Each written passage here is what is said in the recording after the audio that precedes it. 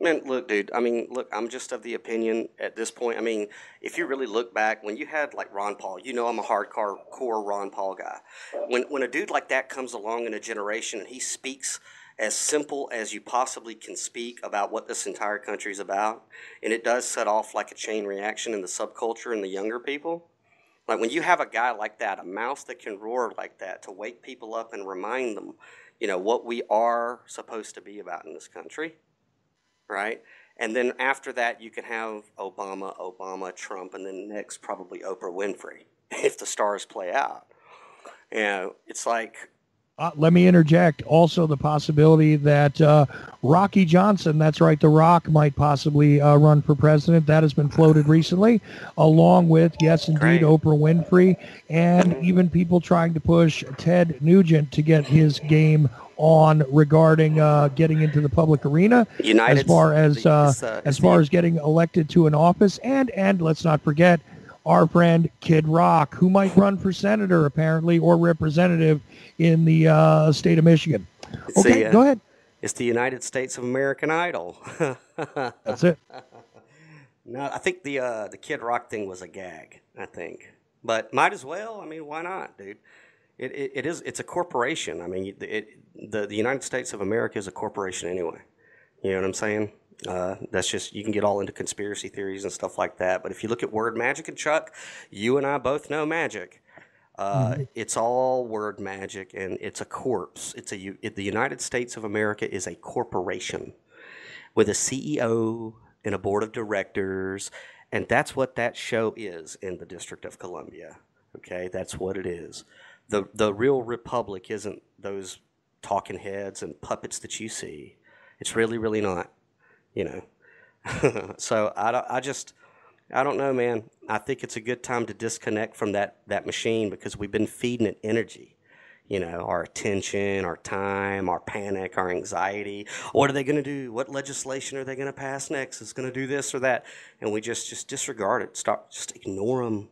Ignore them. We have a Ninth and a 10th Amendment, man. It's called nullification. It's personal nullification, state nullification. Okay, all you got to do is go. Marbury versus Madison basically says that if these assholes write one piece of inferior law that tries to make any of my rights illegal or demand a license or a fee or a tax for a previously secured right, I, according to the Supreme Court, get to disregard that piece of puny legislation and enjoy my right with impunity. And that's what we have to do, man. It says not an open court of law. If the states or the counties write some stupid legislation that takes away one of your rights, Marbury versus Madison says it's null and void of law before the ink dries. It's a fiction of law. The state has no power to enforce, and the citizen has no obligation to obey. We don't have to brand unconstitutional legislation unconstitutional in open court of law, people. We just have to look at it, know English, and say, no, I got a right to this, and this. Because Byers versus the United States said what? It says that the Constitution must receive a liberal interpretation in favor of the beneficiary. That's the citizen. That's you and that's me. So it doesn't necessarily mean what a lawyer with a bar who's actually under, a British title of nobility says the Constitution says. Chuck, you know full well I've had to go and defend myself in a courtroom where I was arrested for walking my dog in a public park and spent 3 days and 3 nights in jail.